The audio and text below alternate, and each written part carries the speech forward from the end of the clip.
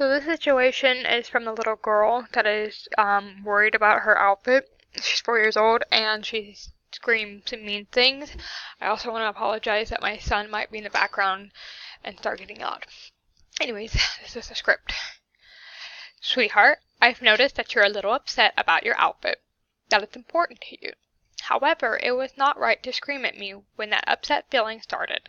It also was not very nice to say such mean things, lying about how no one really likes me. It was hurtful to me.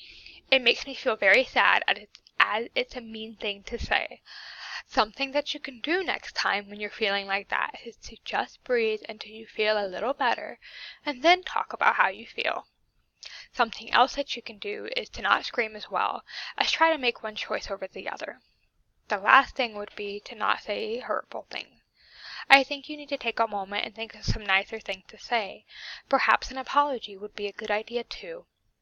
Next time, I think you shouldn't say mean things that aren't true, and be more kind even if you are upset. I'll help you when you're feeling upset or angry, as it won't be easy, but you need to help me too with this.